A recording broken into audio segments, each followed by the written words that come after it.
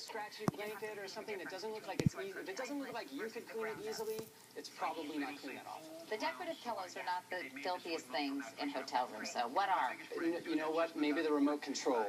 People do a lot of things holding that remote control. Okay. You just made it a picture I do not want to see.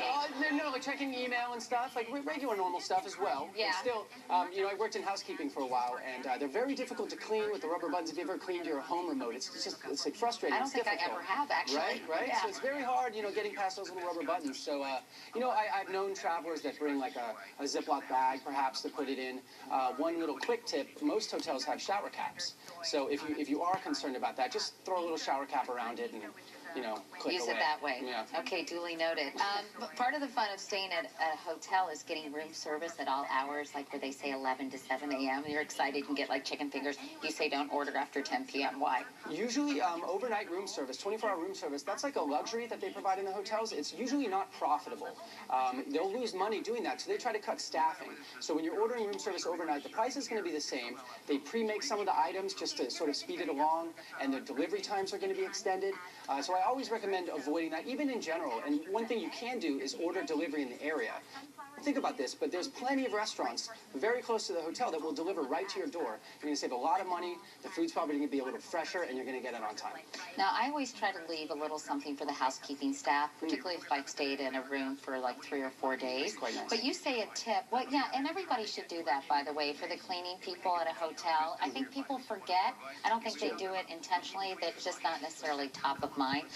And by the way, what should be the average amount you leave per day after you stayed in a hotel room for the housekeeping people? It depends on the quality of the hotel, how long you're going to be there, what kind of, you know, mess you leave behind. Those things vary, but or you know, if you want to do like 20 for the whole stay. And I do recommend tipping up front and putting it in an envelope. Put in an envelope, you know, what I do is I put some money in there and I say, you know, I'm going to be here for a couple days. I really appreciate all the hard work. This is for you. You also say give a tip up front to the person who's checking you in? Yeah, the front desk agent.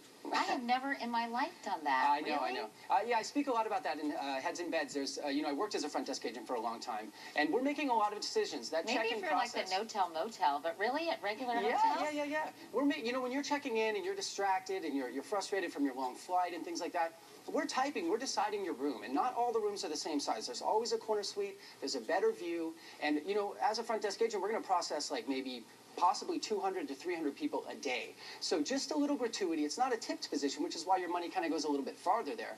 But just a little gratuity right at the beginning. This is for you. Whatever you can do for me, I'd appreciate it. You know, they're going to go out of their way. That's a kind thing to do. I'm going to look up at you. You're no longer part of this huge crowd of check-in guests. I know, but you know what? And I can find upgrade. We have to upgrade. So it's a very nice way to kick off your stay. All right, that's good to know. And finally, you say if you do have to cancel a room, you have a little piece of advice for how you should go about canceling without getting charged. Yeah, this is a little bit sneaky, but one of the things you can do, if it's not prepaid, you can call the hotel directly the day you're supposed to arrive and just say, you know what, my meeting's been canceled and moved to next week.